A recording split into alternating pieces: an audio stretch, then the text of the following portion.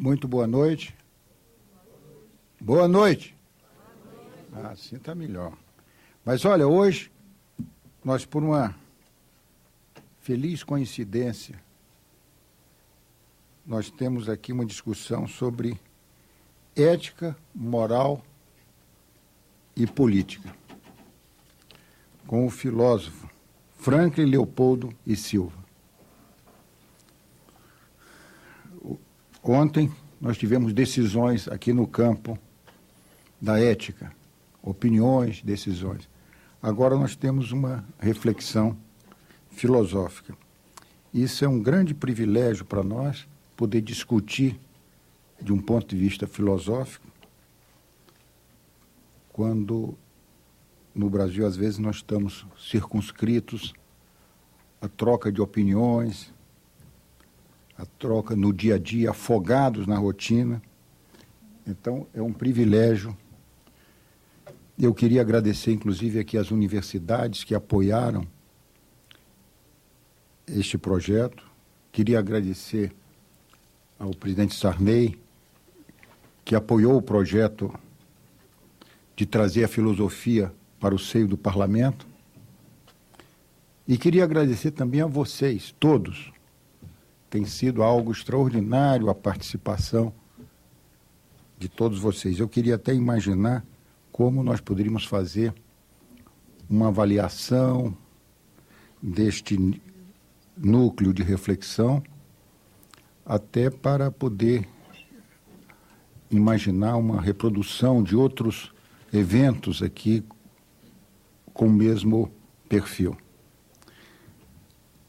Mas para introduzir, para apresentar Franklin Leopoldo e Silva, eu pediria ao Dr. Helder, que é integrante da comissão que foi designada pelo presidente Sarney, que nos apresentassem o professor Franklin.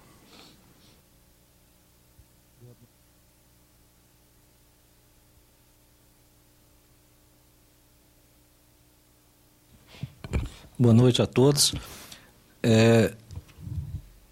Estou aqui representando o corpo funcional do Senado Federal, os consultores legislativos de orçamento, e gostaria de dizer, professor, que é uma satisfação muito grande estar nessa mesa para lhe apresentar e conhecê-lo pessoalmente justamente pelo brilhantismo da sua trajetória acadêmica e do impacto, digamos assim, na filosofia brasileira dos seus trabalhos. O professor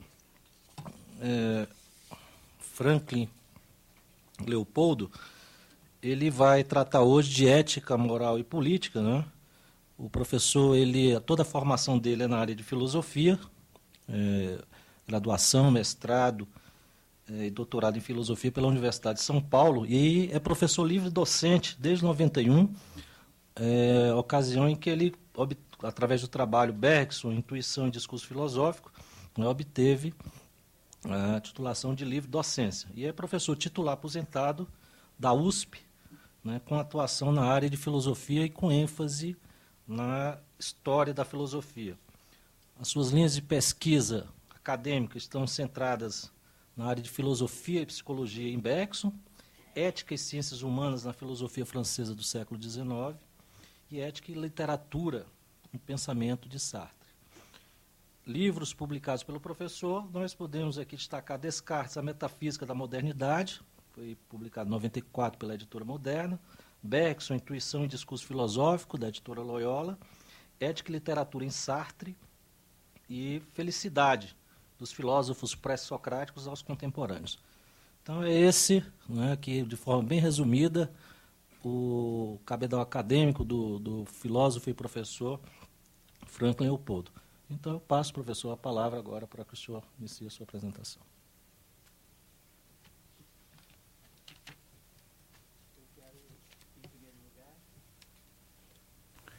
Eu quero, em primeiro lugar, agradecer o convite que foi feito por intermédio do professor Adalto Novaes, para que eu pudesse integrar esse ciclo de palestras que tem como tema geral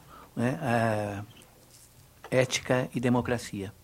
E me coube falar desse tema, ética, moral e política.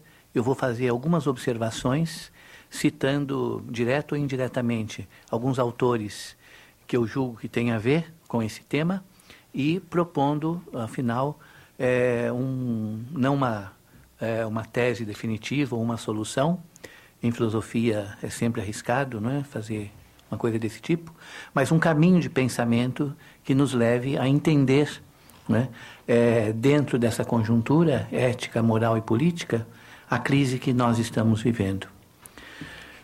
O objetivo, portanto, dessas observações não é primordialmente estabelecer diferenças mais ou menos nítidas entre esses termos e o que eles significam do ponto de vista conceitual, mas eu gostaria de perseguir aqui uma finalidade que é ao mesmo tempo menos precisa do que essas definições e, embora talvez seja mais ambiciosa, que seria distinguir e relacionar essas dimensões ética, moral e política no plano da experiência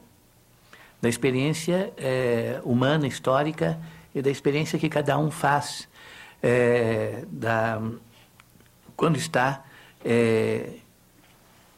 quando se defronta com problemas que exigem essa reflexão e a ação consequente. Portanto, entender um pouco quais são as tensões, não é, entre as vivências subjetivas, do ponto de vista moral, e essas exigências objetivas, não é, do ponto de vista ético, que se colocam para o indivíduo na sua vida, principalmente na história da sua vida. Se nós admitimos que a ética pode ser entendida como o modo de ser humano na sua maior universalidade, isto é, a maneira pela qual o ser humano habita o seu mundo e, ao mesmo tempo, o constitui, nós veremos que esta palavra, não é? Palavra grega ethos, que está na origem do termo e também do conceito de ética, não é? Não poderia ser interpretada meramente como hábitos e costumes, que seria, digamos assim, uma tradução dicionarizada, não é? Desse termo, porque isso seria empobrecer, né, através de uma redução a um certo significado apenas comportamental, algo que seria, na sua mais ampla acepção, uma espécie de forma substantiva, né, de todos os atos que configuram essencialmente a realidade que nós temos de viver, a maneira como nós temos de estar no mundo. E podemos entender isso no plano existencial, né, no plano metafísico, no plano histórico. Esse estar no mundo se explicita em condutas, né, que correspondem a escolhas que o indivíduo tem que fazer, na medida em que, se ele for sujeito da sua liberdade, ele pode e deve se conduzir rumo à realização de projetos que sejam compatíveis com aquilo que cada um atribui à existência histórica, a dignidade e o valor que cada um atribui à realidade humana. O significado de moral também corre o risco de um certo empobrecimento se nós nos ativermos com demasiada exatidão à sua origem etimológica, né? Mores, no latim. Com efeito, houve uma certa trivialização do termo e do significado de costumes, né? E isso pode induzir a associar a moral a comportamentos repetitivos, a instâncias normativas, a regras introjetadas pelo indivíduo, enfim, há uma série de fatores que o compeliriam a cumprir aquilo que nós costumamos designar como sendo obrigações, não é? E há um termo muito técnico, não é, da filosofia moral positivista, aquela que floresceu no final do século XIX, começo do século XX, que é obrigação moral, não é? Essa obrigação, ou seja, essa normatividade formal, não é? Será que ela é compatível realmente com a moralidade? Ou a moralidade exige uma reflexão, uma decisão que vão além do puro e simples cumprimento de regras e normas. Não é? Na verdade, esse mores, se nós considerarmos inclusive o campo da experiência histórica em que a palavra surgiu, ou seja, o campo da romanidade, não é? do civismo romano, da Roma republicana, não é? Que é onde o lastro histórico, não é? da palavra e da sua significação, nós veremos que esse termo traz em si muita complexidade, muita dificuldade e, sobretudo, não regras ou normas, mas aponta para uma tarefa, a tarefa da construção de uma singularidade de valores e modos de vida que poderiam conferir ao indivíduo, quer dizer, ao cidadão, né, uma força muito peculiar, alguma coisa como uma têmpera cidadã, que os romanos prezavam muito, né, e que lhe permitiria viver, então, aquilo que em filosofia nós chamamos de excelência moral, mas, no entanto, civicamente, na cidade, na comunidade e no contexto da cidadania. Tanto na polis grega quanto na Roma republicana, é evidente, então, a presença forte desse aspecto político na vida ética. A tal ponto que essa relação que nós estamos aqui hoje problematizando entre ética, moral e política, ela tornou-se um problema para nós, já que, muito provavelmente, os antigos, os gregos e os romanos, teriam vivido esses vínculos, não é? Ética, moral e política, como uma experiência concreta, com uma pertinência intrínseca, né, entre eles, e também como algo absolutamente intrínseco à vida dos indivíduos. E desses indivíduos organicamente ligados à comunidade. Outra coisa também que veremos mais tarde, nós perdemos. A nossa dificuldade se explica pela transformação dessas significações, pela perda, não é,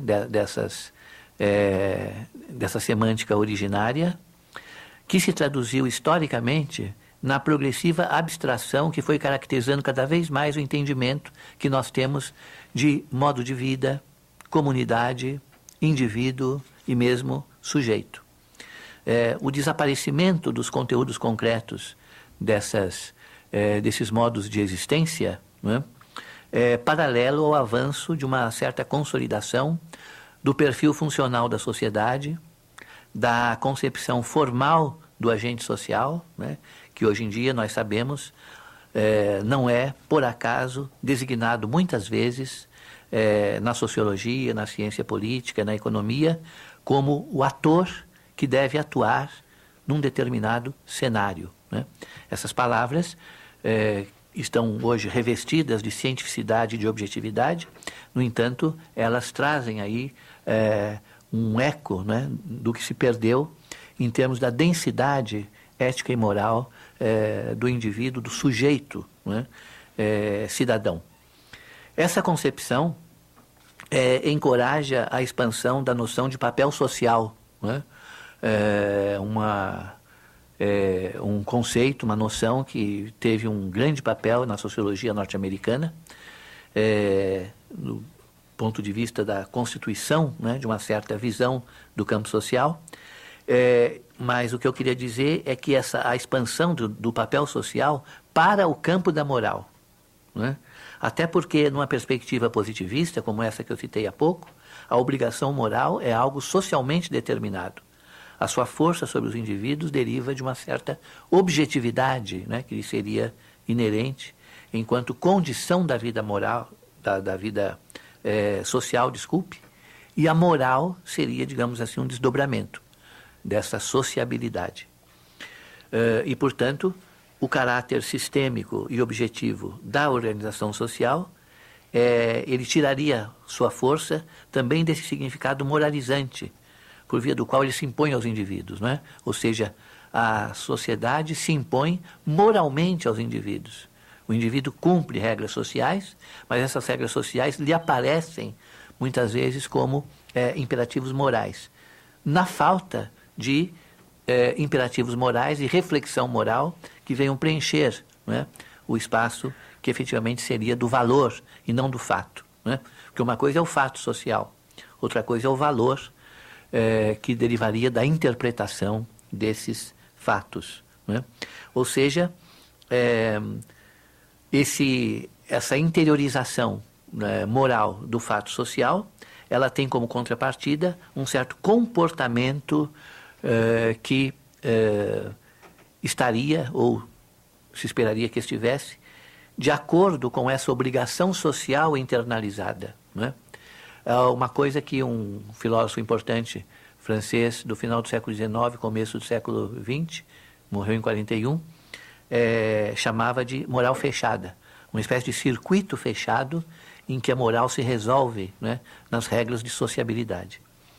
Mas mesmo o Bergson, que via esse circuito muito restrito, né, da moral, esse feixe de determinações que pesa sobre o indivíduo, né, ele também entendeu, por outro lado, que uma moralidade social não pode corresponder a todas as dimensões da experiência humana de ação, né? Seria preciso considerar também, e de alguma maneira no sentido oposto, que a singularidade individual se pode afirmar perante essas regras objetivas de um modo intensamente questionador e até mesmo destrutivo ou subversivo, se nós quisermos, se nós considerarmos as possibilidades que teria uma conduta individual de quebrar essas correntes que prendem o indivíduo ao sistema. O que nós teríamos aí, mais do que o destaque da individualidade, seria um entendimento de uma certa possibilidade do exercício efetivo da subjetividade, não é? E o problema que se coloca é exatamente esse. O indivíduo que cumpre regras, que faz coisas em regime de heteronomia, quer dizer, em regime de submissão a outros, ou a regras, ou a sistemas, ele é sujeito, ou ele é a outra dimensão da mesma palavra, né, que é o assujeitado, né? Foucault aproveita-se muito dessa ambiguidade do termo, né, para dizer que é preciso distinguir muito bem o que na modernidade nós entendemos como sendo sujeito, né, daquela outra acepção de sujeito que é uma acepção passiva, como dizemos, sujeito a alguma coisa e não sujeito de alguma coisa, né? Então somos sujeitos da nossa vida ou somos sujeitos a uma certa sistematicidade que se apresenta para nós e nos governa em termos sociais e morais. Ou seja, o sujeito seria aquele que escolhe os seus modos de existir, não é? Ou seja, aquele que eleva essa dimensão, né, de si mesmo, né, a essa tarefa, né, a essa tarefa que não é pequena, né, a escolha livre dos modos de vida, dos modos de existir, e é aquilo que dá, então, o horizonte efetivo da ação autêntica, né, o indivíduo que age. Outra palavra também que deveria ser, digamos assim, analisada no seu peso. A Hannah Arendt, uma filósofa, pensadora política, né, como ela preferia ser chamada, alemã, que viveu muito tempo nos Estados Unidos, ela faz esse alerta, não é? Nem tudo que nós fazemos é ação. A ação é uma dimensão muito própria, muito específica, que tem um significado ético e político muito preciso e que nós deveríamos usar, né, com mais cuidado. Ou seja, há um caráter moral da ação, porque isso deriva de que essa ação, embora imponderável, né, ninguém vê, digamos assim, uma ação, mas ela é capaz de produzir muitas consequências concretas. Ela é capaz de fazer com que a liberdade, que é outro fator imponderável, né, da subjetividade, produza coisas, construa um mundo, né? E, portanto, é alguma coisa diferente da fabricação, do fazer, de alguma atividade determinada, não é? Em que os princípios e finalidades podem ser articulados, podem ser mensurados, enfim, aquilo que nós entendemos propriamente por fabricação, né? O indivíduo que age, ele não faz propriamente, né? Ele cria. Então, essa criação moral, né, é aquilo que deve se entender realmente por ação, principalmente nesse significado moral. Se nós quiséssemos reforçar essa dimensão livre, não é, da ação, que é a sua dimensão moral, né, poderíamos recorrer também a um outro filósofo contemporâneo, né, Sartre, e a sua concepção de liberdade. Não é? Não sendo a liberdade uma faculdade ou um atributo, mas sendo algo idêntico à subjetividade, a mesma coisa é ser humano e ser livre. Não é? Então eu não possuo a minha liberdade, eu sou, não é, a minha liberdade. A consequência disso é que o sujeito é sempre livre, mesmo quando ele deliberadamente pretende agir coagido, de maneira submissa, ou seja, pretende renunciar à sua liberdade. Ele pode ocultá-la, mas não pode renunciar a ela. É como se a liberdade fosse, paradoxalmente, uma fatalidade. E isso é importante, porque mostra que quando nós agimos, quando há realmente ação nesse sentido moral, não devemos procurar ali vínculos causais e determinantes, mas sim essa imediatez que expressa a nós mesmos, que expressa a nossa liberdade. Né? Então, assim como não é possível distinguir aquilo que em mim seria uma causa, né, concreta, determinante das minhas ações, né, também não se poderia vincular ações do sujeito a qualquer instância que lhe fosse extrínseca, né, que fosse determinante.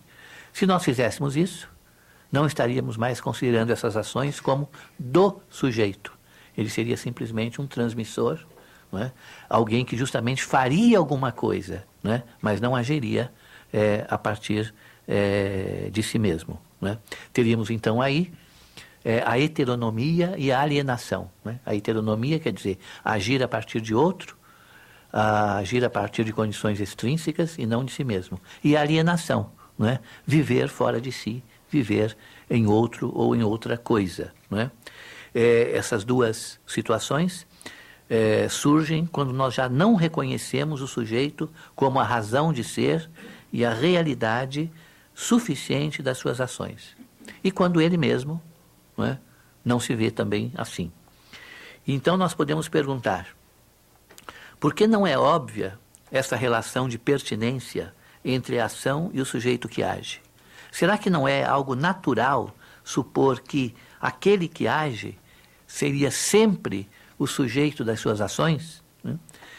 E a dificuldade, a maneira pela qual isso não pode ser respondido tão rapidamente, deriva de que justamente aí o termo naturalmente, natural, não faz sentido.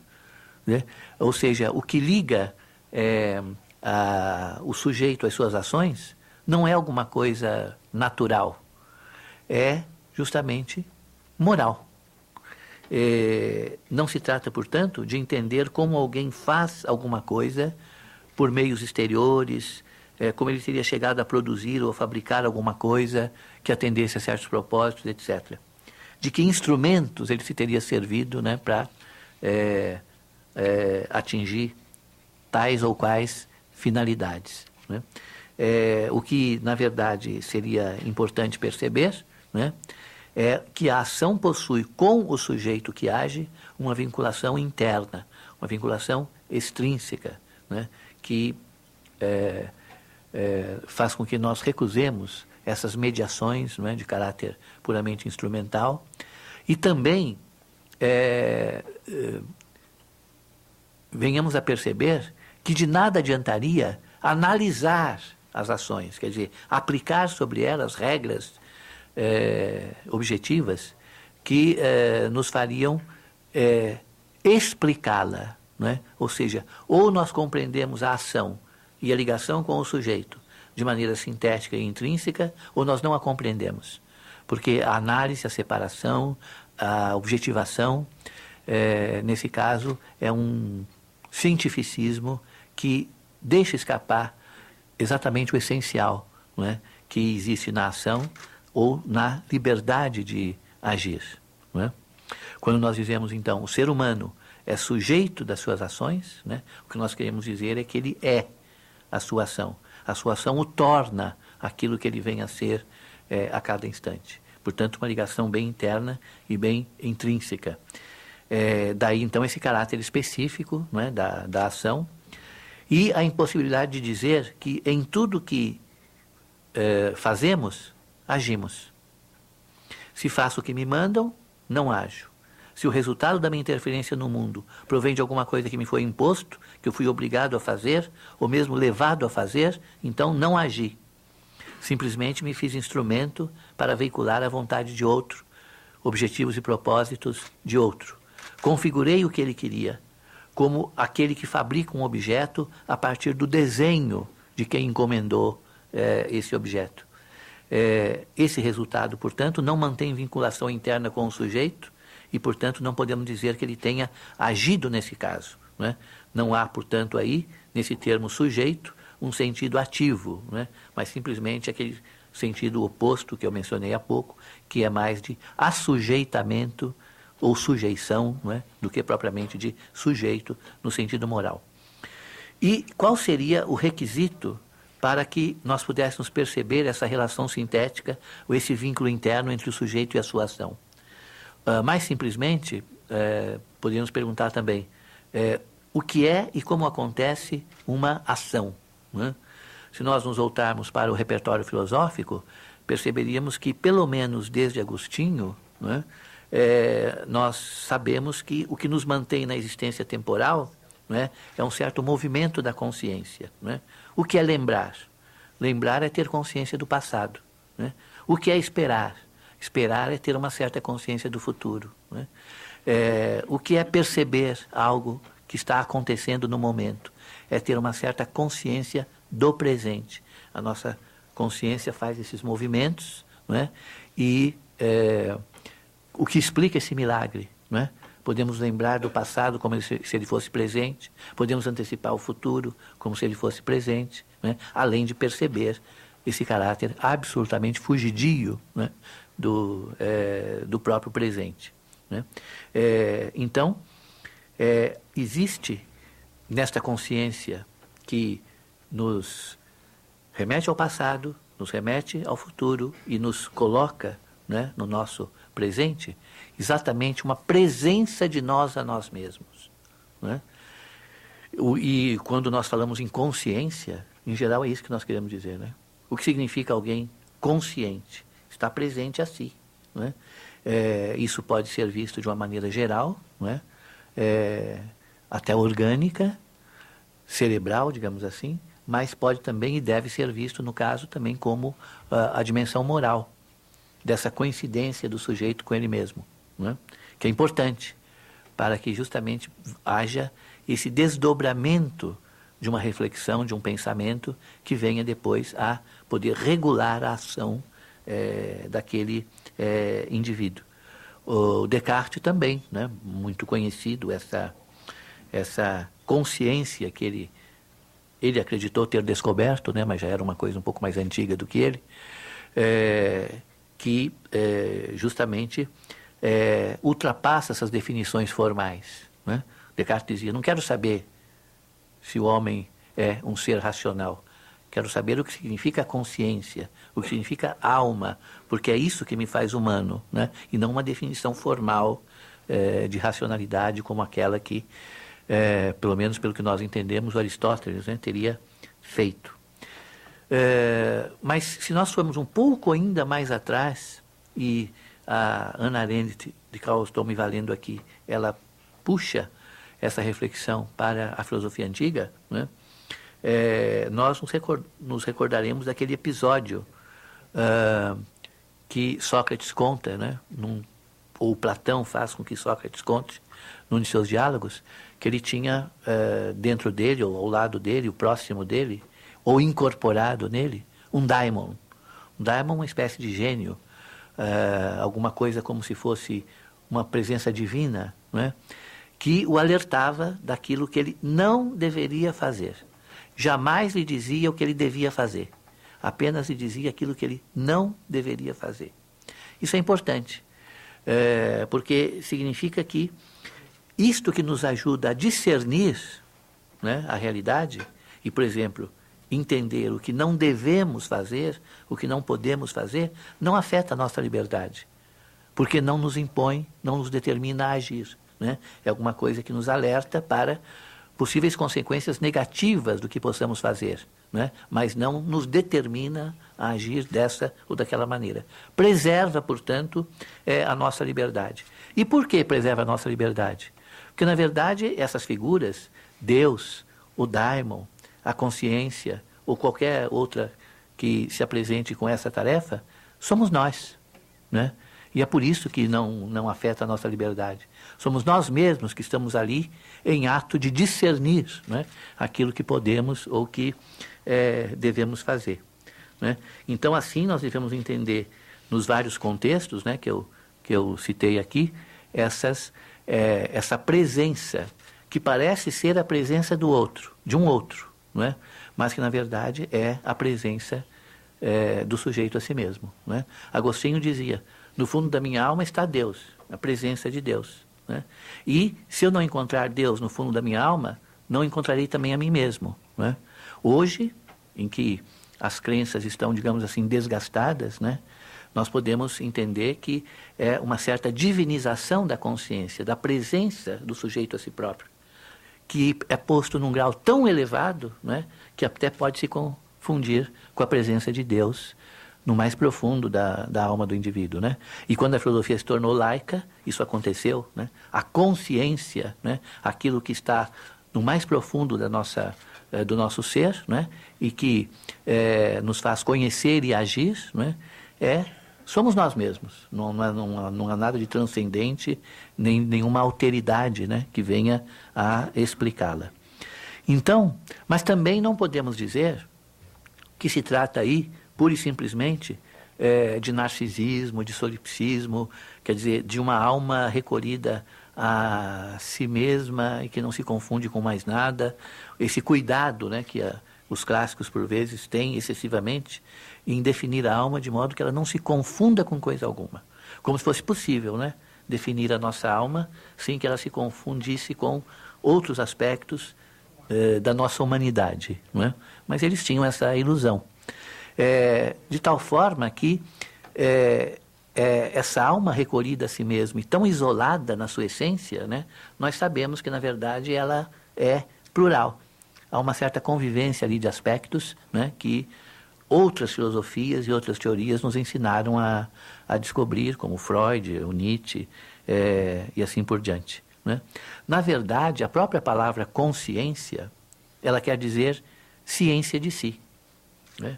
Quem é consciente é aquele que é ciente de si. E essa ciência não precisa ser propriamente um conhecimento objetivo. Talvez até nem devesse ser, né? Se eu sigo, por exemplo, certas tendências, que são tendências cartesianas de objetividade, e digo, vou me conhecer agora como se eu fosse um objeto. Vou me conhecer tão rigorosamente como eu conheceria um objeto. Eu estou tomando aí uma providência fatal no sentido de não me conhecer, não é?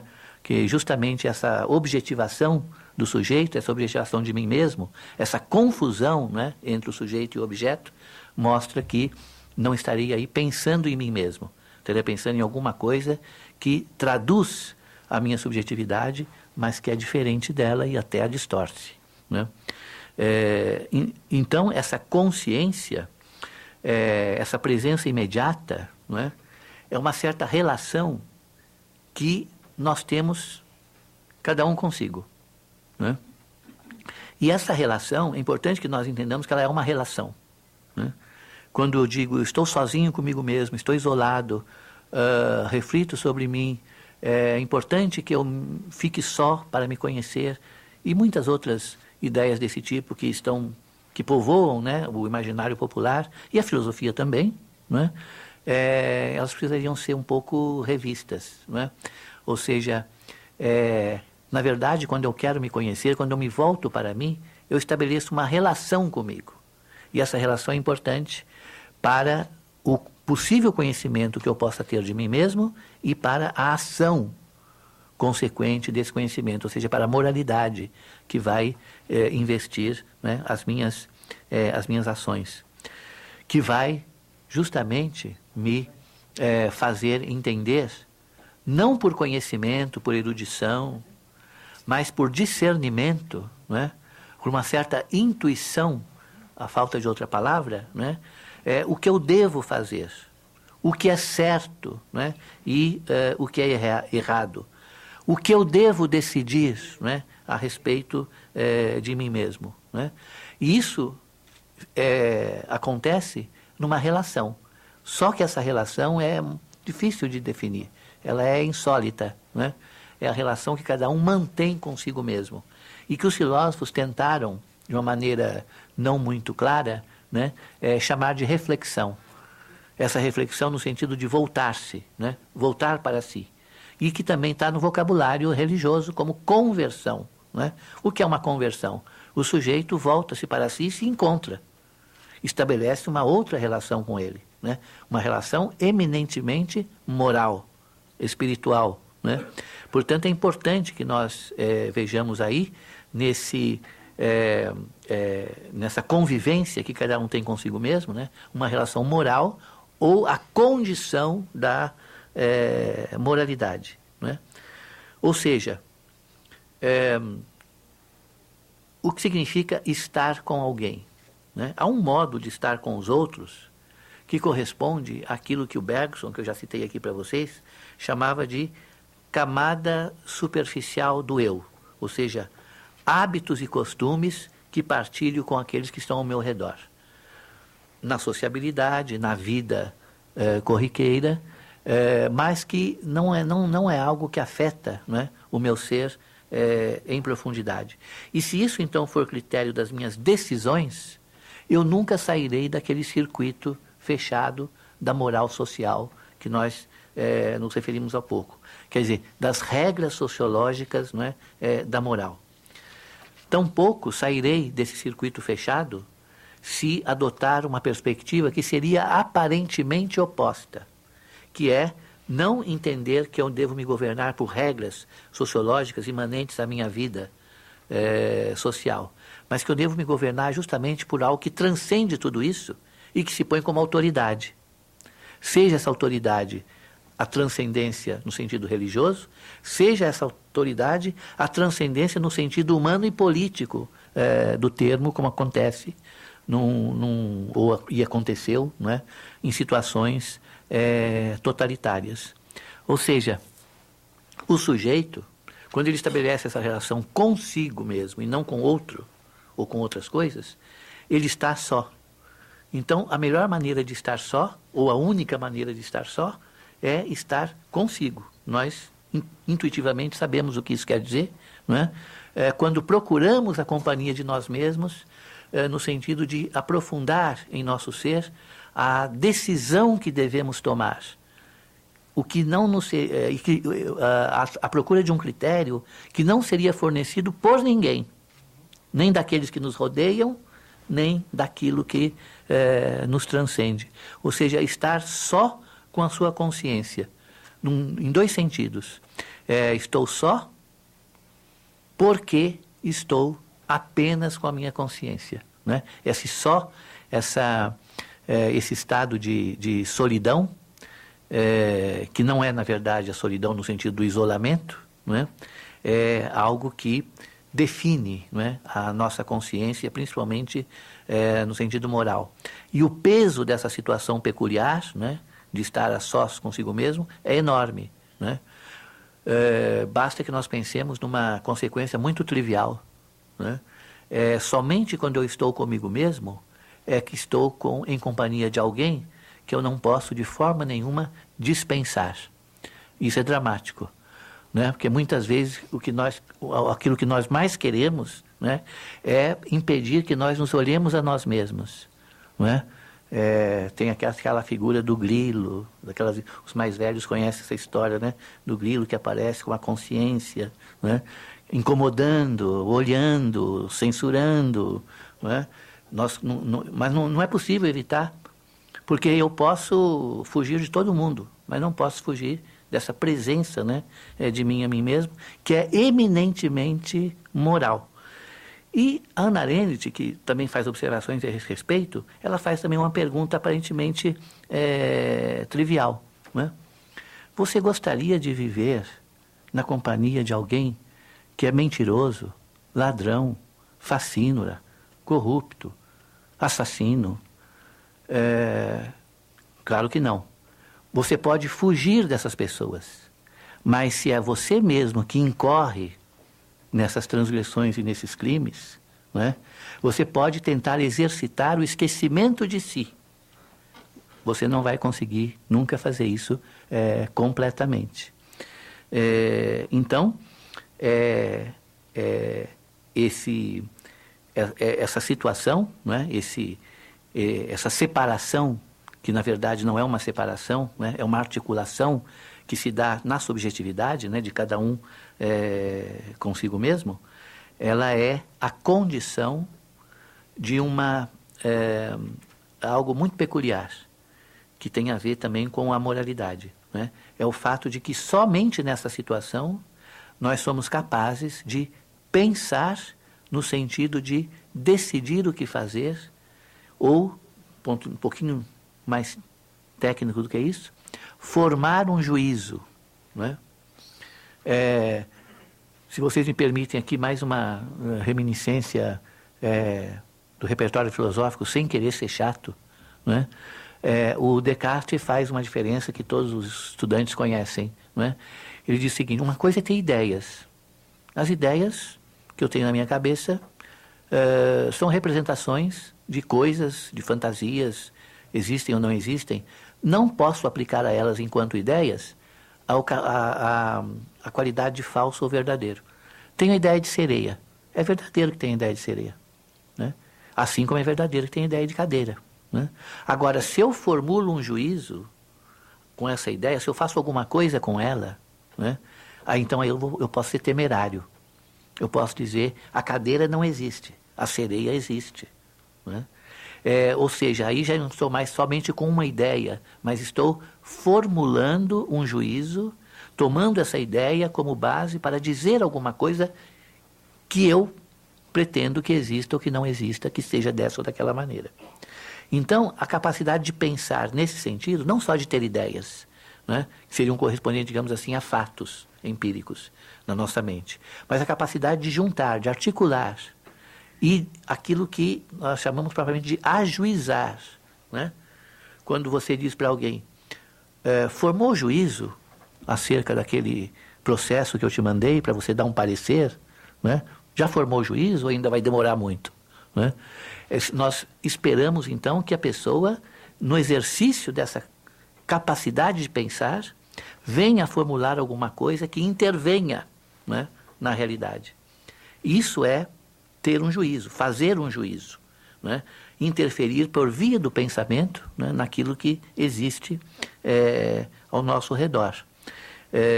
E isso é que significa o exame, né? O exame que tem como finalidade formar juízo. O exame aqui no sentido socrático da palavra, que foi recuperado agora pelo Foucault como cuidado, né?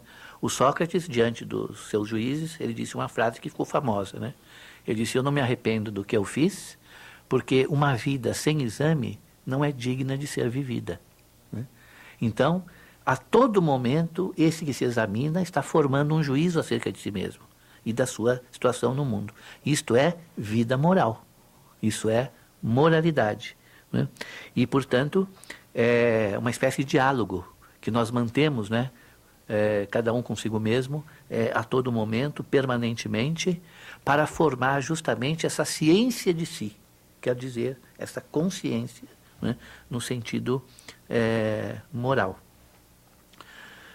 Entre as características desse tipo de pensamento, desse tipo de atividade, né, que nosso espírito pode desempenhar, e que é o pensar nesse sentido de formular juízos, existe uma consequência, uma característica muito complicada. e que foi, digamos assim, demonstrada historicamente. E nós podemos dizer também que ela vem sendo demonstrada historicamente. Isso pode não acontecer, né? Então vejam bem como aqui há uma certa sutileza que eu tentaria pensar com vocês.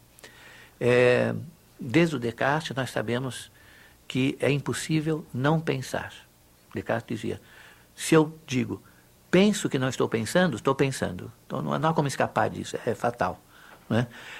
Então a tradição legou essa tese muito precisa. Nós nos definimos como pensamento, é impossível parar de pensar.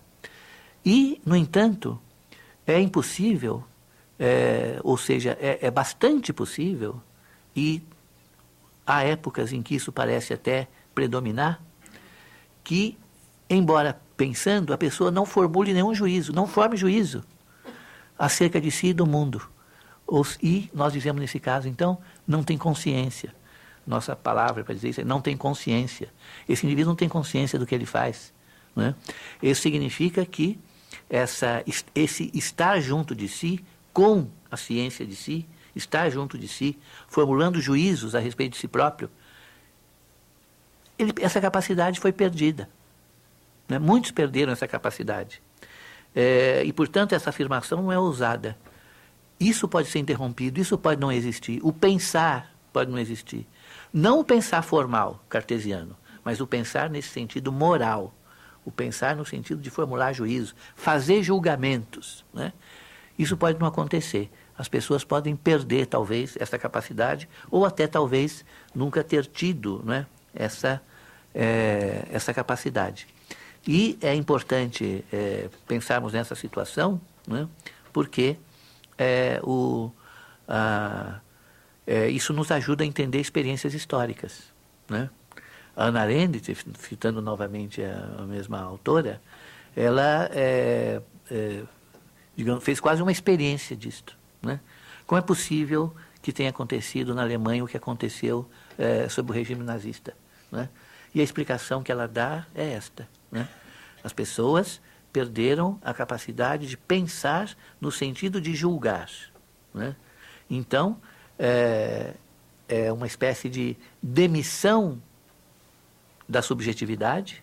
Se nós entendemos que a subjetividade é principalmente o ato de julgar a si e ao mundo, as pessoas perdem isso, demitem-se voluntariamente, né, dessa condição, e aí então ficam à mercê das circunstâncias, dos outros, enfim, instala-se as condições para o totalitarismo, não é? Justamente porque essa pessoa se vê completamente desarmada para pensar por si mesma, julgar por si mesma. Então ela tem que aceitar aquilo que já foi julgado por outros e que lhe é apresentado como sendo o certo, já que ela não tem o discernimento de dizer isto é certo, isto é errado, a partir dela mesma, não é? E, repito, não é uma questão de conhecimento. É uma espécie de faculdade especial, difícil de definir, né? O Kant, que é um sujeito chato, como vocês devem saber, né, tem uma frase interessante, quase poética, né? Ele diz, o juízo é aquilo que está escondido no mais profundo de nossa alma, é um mistério. A capacidade de fazer juízo é um mistério profundamente oculto na nossa alma. Ou seja, podemos definir o que é pensar, mas este pensar moral, essa possibilidade de fazer juízo, de se situar perante si e os outros, isso é uma coisa que está em nós, independente de condições objetivas, independente de quem nós somos em termos de conhecimento, o cabedal que nós possuímos, os recursos intelectuais, não depende nada disso. Depende de outra coisa, que é uma coisa meio misteriosa, né, que não se consegue muito bem definir, a não ser quando nós vemos esta ausência funcionando, esta ausência em ato, né? E, por exemplo, numa situação como esta, né, do da Alemanha sobre o nazismo, nós vemos isso funcionando, isso que nós não conseguimos definir, né? Nós vemos isso funcionando pela sua falta, pela sua ausência, né? Nós não sabemos o que é o discernimento, mas nós encontramos os efeitos dessa ausência. Pessoas que não podem discernir, que não podem exercitar, não é, a consciência moral. Ou seja, não adianta procurar, nesse caso, regras, normas, condições, limites, não é? Ou seja, não adianta assumir esta perspectiva objetivista, não é? Cartesiana, por assim dizer, porque essa capacidade, finalmente, ela remete àquilo que nós não podemos definir sem determinar, que é a liberdade, né? Ou seja, a liberdade só padece desse paradoxo, né? Quando nós queremos defini-la, se nós a definimos, já não é mais liberdade. É alguma coisa que eu determinei como liberdade. Então já não é mais, né? Então há certas coisas que têm que ficar, né, flutuando dessa maneira, digamos assim, na nossa intuição e na nossa experiência. E que tem muito a ver com a nossa vida moral. Senão seria fácil, né? Se eu pudesse exercitar a moral da mesma maneira que eu resolvo problemas matemáticos ou físicos, não haveria assim tanta dificuldade, haveria essa dificuldade intelectual, né? Mas nós sabemos que a dificuldade moral não é intelectual, é de outra natureza, não é? E justamente em relação a isso, essa liberdade, esse discernimento, que remete à formulação, né, de juízos morais. Eu queria acentuar que não se trata apenas de dizer, como nós normalmente dizemos, ou ordinariamente dizemos, que o sujeito está sempre diante de si. Ou então, outra frase que nós usamos muito, é impossível calar a consciência, né? É impossível calar a consciência. Não é apenas isso, né? O que eu gostaria de acentuar aqui é essa espécie de relação que cada um tem consigo mesmo, essa espécie de diálogo que cada um tem consigo mesmo, que é sempre um processo de tomada de decisão nesse regime em que o indivíduo está a sós. A sós quer dizer só com ele, né? Nessas situações limite é que nós temos condições de fazer perguntas, que são sempre perguntas que nós só podemos fazer a nós mesmos. Podemos fazer a outros, mas se fizermos a outros, estamos justamente nos demitindo da nossa subjetividade. O que eu devo fazer, o que eu posso fazer? Essas perguntas, elas são perguntas básicas, cada um tem que dirigir a si próprio. Se eu pergunto para o outro, estou delegando a ele a decisão que eu deveria tomar. E isso explica situações como esse exemplo, né, sempre lembrado da Alemanha. Não é? Não só para aqueles que se submeteram, como aqueles também que não se submeteram, que é também algo que os estudiosos do Holocausto, por vezes, acentuam. Não é? E é interessante isso, porque essa imponderabilidade do juízo moral é muito interessante, porque essas pessoas foram interrogadas depois, as que sobreviveram, né? E resistiram, foram interrogadas. E disseram, por que você fez isso? Por que você não compactuou? Por que você não fez aquilo que lhe era pedido, já que você estava em risco, sua família e tal? E o camarada respondia, eu não sei por quê. Eu só sei que eu não podia fazer. Eu não tenho justificativa, não posso explicar. Eu só sei que eu não podia fazer. Isso é interessante, porque significa que esse indivíduo fez a si mesmo essa pergunta. Posso fazer? Posso matar pessoas inocentes ou concordar com isso? E ele respondeu, não. Essa resposta não é de ordem intelectual, argumentativa, nada disso. É uma coisa assim espontânea. Por quê? Ela depende de um juízo moral, né? Um intelectual altamente treinado, como aconteceu com vários, né? Poderia ir lá e participar da matança, concordar, justificar, oferecer argumentos, né? E esse indivíduo que não podia oferecer nenhum argumento, ele justamente disse, não fiz porque não podia fazer. Né? Mas por que você não podia fazer? Não sei. Não podia. É como se a possibilidade não existisse. Né? Então, isso é que significa propriamente consciência, estar consigo, né? Estar sob esse domínio de uma força íntima, né? Que é a força da consciência moral, que é imponderável. Se nós vamos procurar defini-la, nós não conseguimos, né? Por isso que ao longo da filosofia, sempre que se quer definir moral e justiça,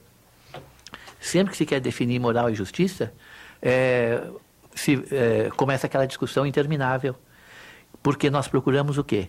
Definições objetivas. Isso desde o Platão, né? Qual é a primeira resposta que os interlocutores de Platão dão quando ele pergunta o que é a justiça? A primeira resposta é a seguinte: justiça é aquilo que o mais forte pode fazer. Por quê? Essa pergunta é imediatamente justificada pela prática, né? Ela está aí, é o que está acontecendo, né?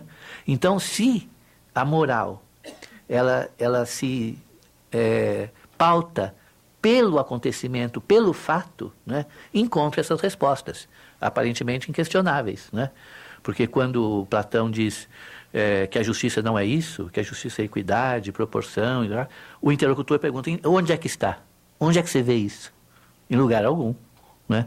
Mas é aquele, justamente, que na Alemanha não via outra coisa a não ser crimes ao seu redor, e que, no entanto, baseado em alguma coisa que não estava lá, que não existia, e que ele mesmo não podia definir, disse: não posso, não vou fazer, né? Então, muitas vezes, esses critérios morais, eles passam por uma imponderabilidade que é difícil de definir. Isso encorajou a filosofia, muitas vezes, a colocar essas questões num plano transcendente, né? Num plano metafísico. O que é o mal, né? As teorias sobre o mal são tão mirabolantes, né, que a gente tem dificuldade em acreditar que aquilo realmente é uma explicação do mal. Quer dizer, quem sofre o mal, quem está quase que cotidianamente em contato com ele, e houve uma explicação filosófica de que o mal é simplesmente o não ser, porque o que existe é o ser e o bem, né? E o mal não é nada, né? Eu costumo dizer para os meus alunos: é como você chegar, visitar um seu amigo que está doente no hospital e dizer: você não tem nada, porque se você tivesse alguma coisa, você teria saúde. Ou seja, o que você tem não é nada, né? A saúde, sim, é o ser, é o positivo. O que você tem, não sendo saúde, não é nada, né?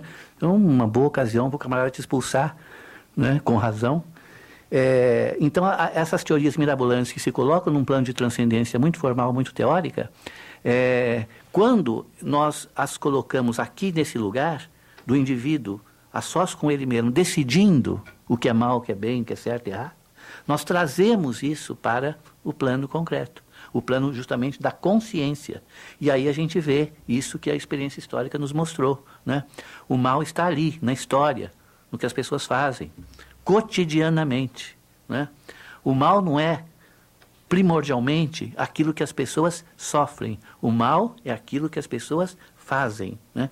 Como dizia o Marx, a raiz do homem é o próprio homem. Tudo que existe, a raiz é humana. O mal está no homem, a raiz do mal está no homem, é ele que o faz, ele é o responsável.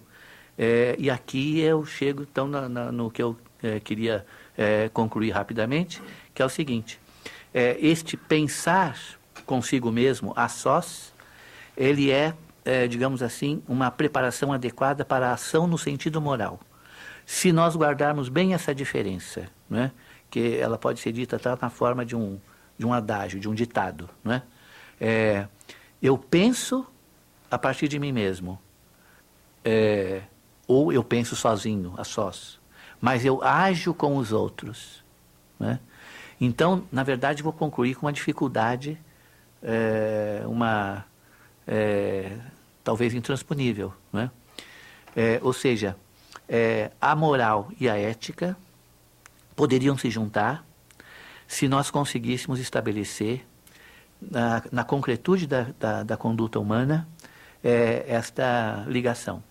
Eu penso por mim mesmo e decido por mim mesmo, mas eu ajo com os outros, e as duas coisas estão em continuidade, elas não se separam. Porque se eu pensar por mim mesmo e não agir com os outros, eu vou agir em nome do meu interesse próprio, que é um critério de valor muito moderno, muito contemporâneo, não é? O indivíduo girar, fazer com toda a sua vida gire em torno do interesse próprio. Mas, veja bem, isso foi colocado como valor, não é? Você pega os textos que estão na origem dessa moral moderna, né, que é tão bem expressa pelo Max Weber e tal. O Benjamin Franklin, por exemplo, ele diz o seguinte, né, o indivíduo, o verdadeiro indivíduo, o indivíduo que cumpre com os requisitos humanos, é aquele que tem como objetivo perseguir o seu próprio interesse. É o empreendedor de si mesmo, né? Cada um é empresário de si, né? E tem que ter êxito nisso. E, portanto, é o interesse próprio que ele tem que perseguir. Não agir com os outros. Pensar por si mesmo e agir de acordo, né? Agora, quando pensar por si mesmo e agir com os outros estão em conjugação, você tem essa situação, né, que seria realmente uma situação de junção entre ética e moral, né, em que você estará autonomamente vivendo em comunidade, né? Há quem diga que isso aconteceu na Grécia, na polis grega, que isso teria acontecido na civilização medieval, sob a cristandade, né, de um indivíduo agindo por ele mesmo e com a consciência própria do que ele faz, ao mesmo tempo está organicamente ligado à comunidade. É uma forma de ver as coisas. Nós perdemos, qualquer que tenha sido a realidade disso, nós perdemos. Não sabemos nem qual é a sombra dessa ligação orgânica, né, entre indivíduo e comunidade. Sabemos muito bem o que é um indivíduo, desde que nós o entendamos assim. É aquele que persegue unicamente o seu interesse e se faz um universo próprio, né, onde ele é o meio e o fim, né? E isso é que justamente leva a essa conclusão, né? Quer dizer, se o mal é histórico, se o mal tem que ser discernido na experiência comum que as pessoas têm, né, e não apenas no interesse de alguém ou de algum grupo, né, a única maneira de evitar o mal seria essa: pensar por si mesmo, mas agir com os outros. E pensar por si mesmo para agir com os outros. Muito obrigado.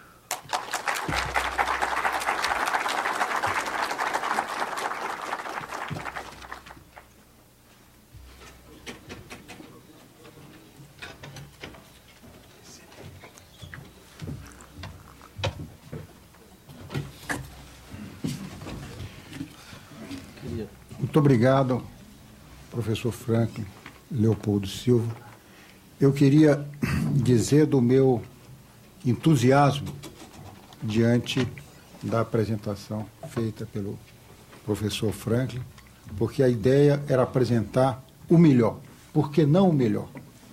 E realmente eu creio que nós fizemos um grande esforço e eu queria depois rapidamente passar a apreciação de vocês, no sentido de que é um milagre você trazer esse tipo de exercício de filosofia para o seio do parlamento brasileiro. Eu acho que, diante de tanta banalidade, trazer algo tão sofisticado para o parlamento brasileiro é um presente que nós nos demos aqui. Todos nós devemos comemorar essa noite de inteligência e de excelência moral. Muito obrigado. Embaixador, eu gostaria de rapidamente fazer 2 questionamentos antes de passar a palavra à plateia. Professor Franklin, muito instigante a sua apresentação, e eu queria trazer alguns problemas que o senhor colocou aqui para o debate mais pragmático do que ocorre na política e, mais precisamente, aqui no Congresso Nacional.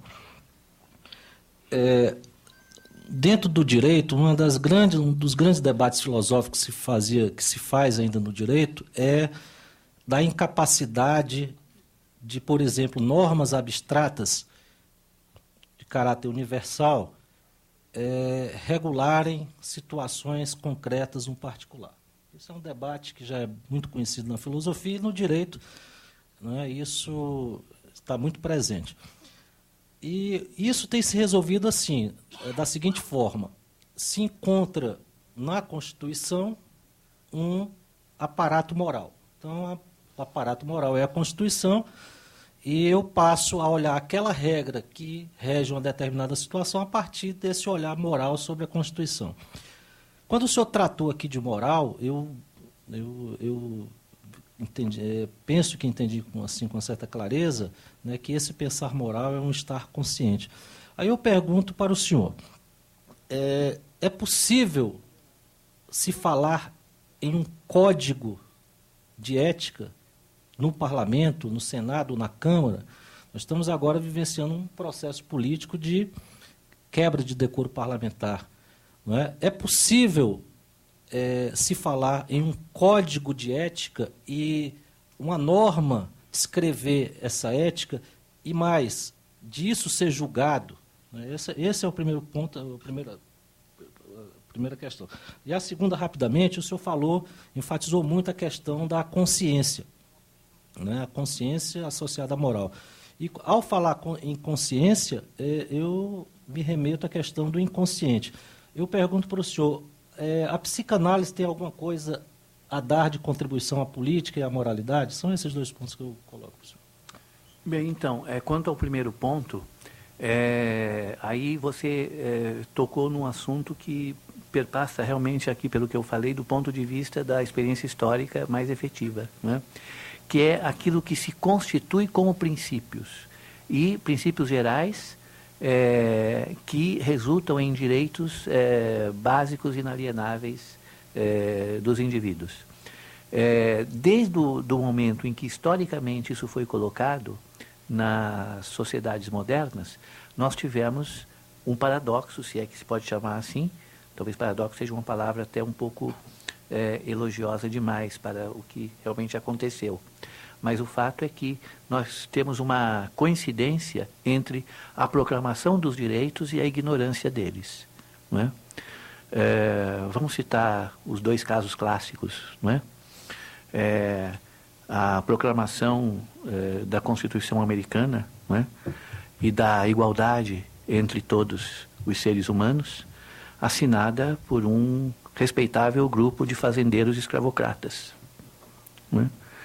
Esse é o primeiro caso. O segundo caso é a Revolução Francesa, talvez mais conhecida ainda, né? Em que o direito à universalidade, à igualdade, do ponto de vista universal, era tão imposta na sua própria universalidade que todos os que discordavam eram guilhotinados. Então, o que a gente percebe, e isso que se chama a crise do universal, né, não é, portanto, uma coisa recente. Né, é meio que simultâneo. Né, porque se nós temos aí uma marca na modernidade dessas grandes revoluções, as duas grandes revoluções que instauraram a modernidade e os princípios, né, os direitos que nós cultivamos até hoje, você já tem essa ambivalência. Né, o que mostra que teria que haver aí um processo duplo, não é? Quer dizer, como nós podíamos dizer aqui, uma coisa, digamos, um vocabulário mais existencialista, nos levaria a dizer o seguinte: nenhuma Constituição constitui o ser humano. É preciso que ele se constitua a Constituição que o constitui. Não é?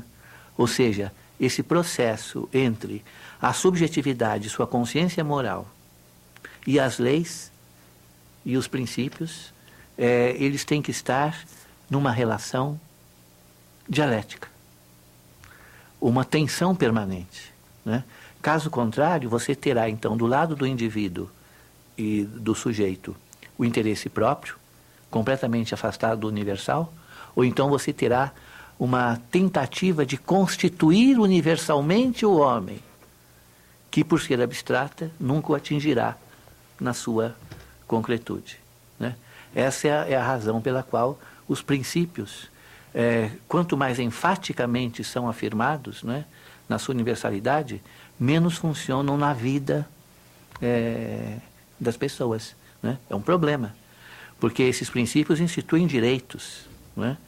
E se eles não funcionam, significa que os direitos também não têm aquele respaldo, né, que me permitiria respeitá-los, né?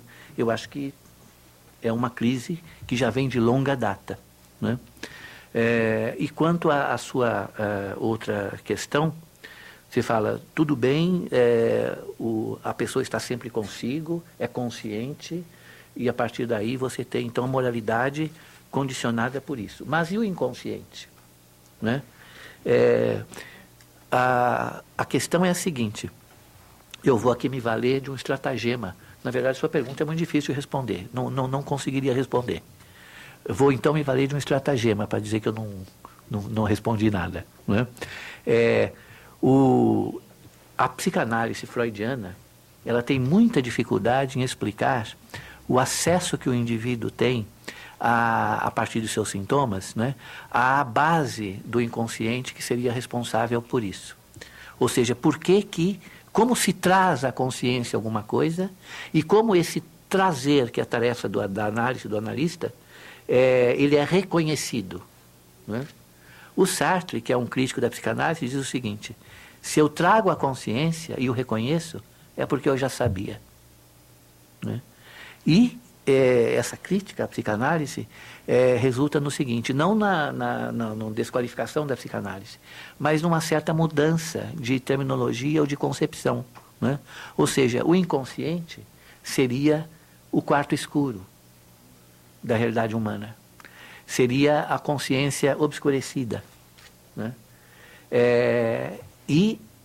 Ou seja, não é outra coisa, não é outra dimensão. E também aí teríamos que discutir se o Freud diz ou não que é outra dimensão. Ele diz as duas coisas, né? No começo ele diz que é, depois ele diz que não é. Mas, enfim, coisa aí para os especialistas. Mas uma das interpretações possíveis é essa, né?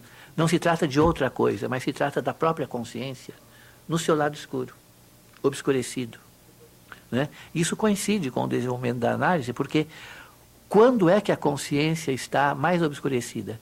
Qual é o momento em que o indivíduo está atravessando o quarto escuro com uma dor tão terrível que nem sequer é perceptível para ele? Quando ele é criança. Né? E o Descartes já dizia, né? A infelicidade do homem está em que uma vez ele foi criança. Né? E essa formação, né? Bom, não é preciso dizer para vocês, né? Nós carregamos a vida inteira, né? A criança que se formou em nós e que formou os nossos traumas. Então, agora, tudo isso vem o quê? Dessa obscuridade, dessa escuridão, né? Não propriamente do inconsciente. Então, é alguma coisa que lá está. E aí vem a parte cruel, né, disso tudo. Se lá está, se é consciente, se não está em outro lugar, se está em mim, então eu sou responsável. Né? E, portanto, você não pode jogar para o inconsciente, para essa dimensão outra, né, a qual você não teria acesso, as razões pelas quais você age de uma maneira ou de outra. Porque, bem ou mal, no claro escuro da tua consciência, elas lá estavam. Elas são suas, você é responsável. Eu não respondi o que você perguntou exatamente, mas bordei algo em torno para mostrar o problema que isso representa.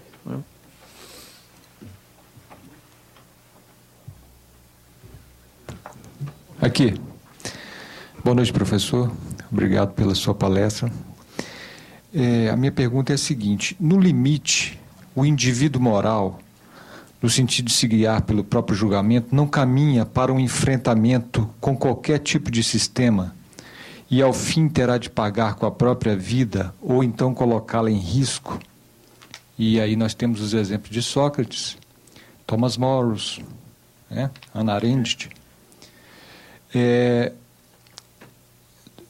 Parece que, ou haveria a possibilidade, vamos dizer assim, dentro daquela perspectiva do Laboet, em que ele fala da submissão voluntária, em que, ao invés de nós nos tornarmos heróis, nós simplesmente, por meio de pequenos nãos, conseguíssemos, vamos dizer assim, um ambiente mais moral e ético? Sim. Rapidamente, digo o seguinte, justamente essa possibilidade que de Sócrates até Hannah Arendt percorre as teorias morais é a seguinte, ela é, digo logo, ideal. Se essa pretensão de pensar por si mesmo fosse realizada, não precisaríamos de normas de qualquer tipo, nem jurídicas, nem sociais, nem políticas. Cada um saberia exatamente o que fazer, né? Isso não ocorre. Pensar por si mesmo é difícil, talvez até excepcional. Portanto, é preciso que haja uma certa presença desse pensamento autônomo e de uma certa objetividade normativa dele. Para que isso aconteça de modo a não ferir o pensamento autônomo, né, é preciso que a passagem do pensamento, do pensar por si ao estar com os outros, seja feita democraticamente. Então, a relação entre democracia e moralidade é essa, né? A democracia, não no sentido formal, a democracia no sentido real, seria aquele tipo de convivência em que cada um pensa por si mesmo, mas estando com os outros, consegue pensar também com eles, não é? Digamos assim, a pluralidade, a diversidade, enfim, tudo aquilo que nós comumente colocamos como registros, como requisitos, né, para a vida em comum, a vida democrática, mas que dificilmente se realizam. Aí então vem aquela parte que você falou. Dentro de um contexto em que é difícil pensar por si mesmo e que também o estar com os outros não é exatamente, digamos assim, democrático, isonômico, igualitário, né? Esse pensar por si mesmo torna-se um risco, porque ele vai, né, de encontro ao sistema, a esse sistema objetivado, né, que os críticos contemporâneos chamam de sociedade administrada, né? Os alemães chamam de sociedade administrada, ou os dispositivos todos, né, que nos governam e que desencorajam, né, pensar por si mesmo, até impedem que isso aconteça. Aí sim, aí você tem o risco. Sócrates é sempre, né, o exemplo típico, mas outros casos também disso que você falou, que eu achei uma expressão muito interessante, pequenos nãos, né? Aquele indivíduo que não tem nenhuma, que não se sobressai de forma alguma, né, em relação aos outros, mas que quando lhe é cobrado alguma coisa que ele deva fazer, alguma transgressão, algum crime, e até quando lhe é cobrado pela autoridade, pelo Estado, como é no caso do nazismo, ele diz não. O não dele é pequeno, porque ele é pequeno, mas esse não é muito forte do ponto de vista moral, porque representa justamente a resistência, né, que talvez seja, afinal de contas, a última instância que nós tenhamos que admitir quando você tem um processo civilizatório degradado, né? Uma moral degradada, talvez a resistência seja a última instância. E essa resistência pode se fazer dessa forma, né? Micro-resistência, pequenos nãos que mostram a recusa do indivíduo normal, né? Professor Frank. Oi. Tudo bom? Boa noite.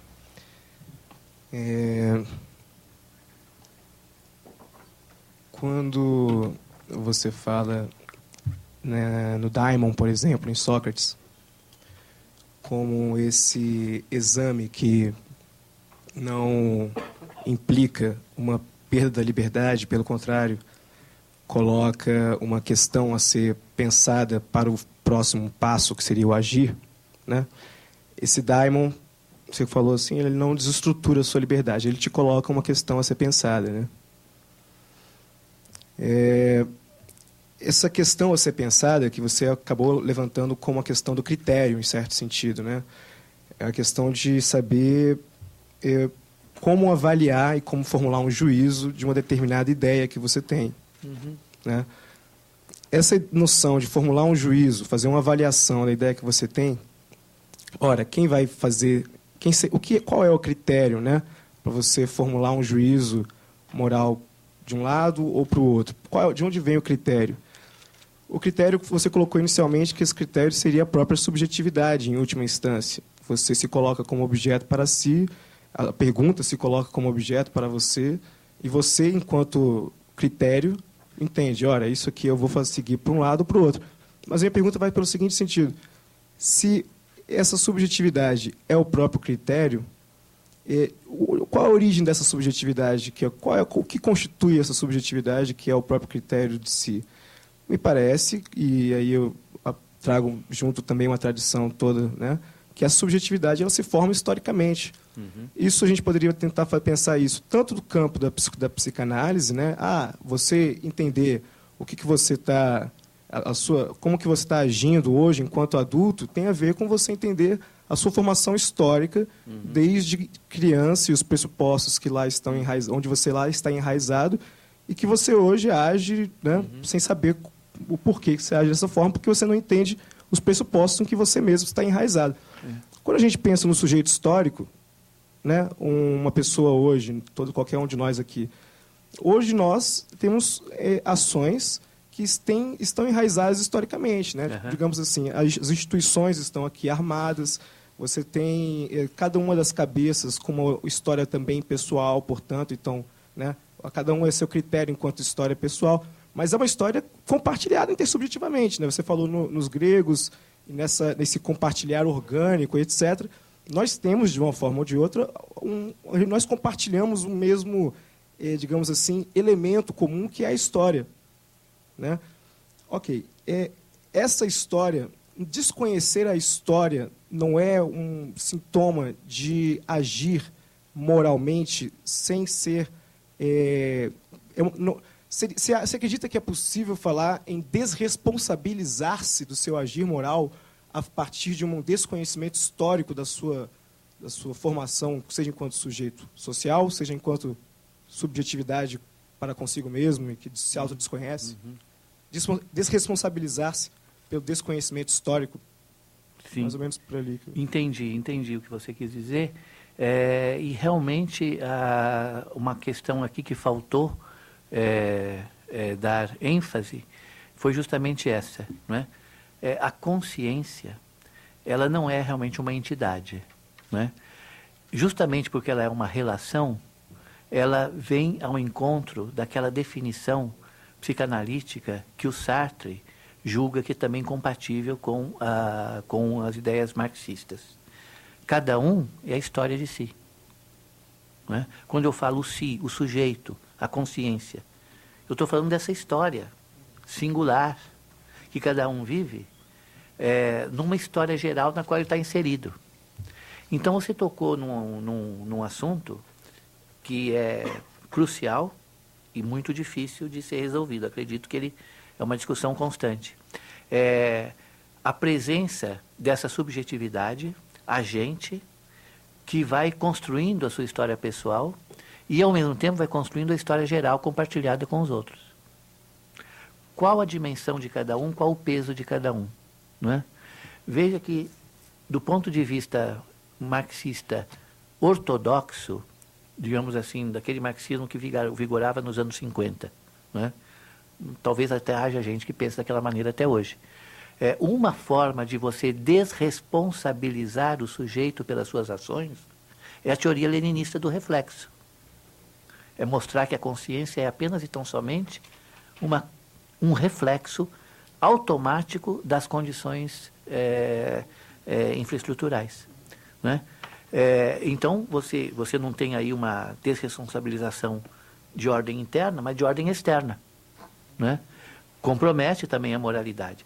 Então, eu acho que, claro, falar em moralidade em termos dessa teoria da história é complicado e tal, mas, enfim, estamos falando disso aqui e é preciso, então, fazer a relação, né? Por outro lado, é claro também que, você disse muito bem, esse indivíduo que age a partir de si e em diálogo consigo mesmo, né, é certamente um indivíduo que tem uma história e compartilha uma história. Não apareceu de repente, nem caiu do céu. Concordo com você, mas coloco esse problema, que é um problema, na verdade, ao mesmo tempo, aquilo que mais se discute, né? E talvez a coisa mais difícil de resolver. Né? Qual é o peso respectivo, né? Dessas duas dimensões? Né? Seria preciso, então, colocar uma tensão, e aí seria realmente, vou repetir a palavra, uma dialética mais radical do que aquela que se tem praticado, talvez, né? em que esse peso das condições objetivas históricas que pesam sobre o indivíduo e da subjetividade do indivíduo, que também contribui para que isso aconteça, né? Talvez isso deva permanecer indecidível. Indecidível, eu digo o seguinte, é uma dialética tão forte, tão radical, que você nem sequer pode descrevê-la sem correr o risco de tomar partido. Porque, na verdade, a história da filosofia é essa. Ou você toma partido pelo sujeito, ou você toma partido pelo objeto. Né?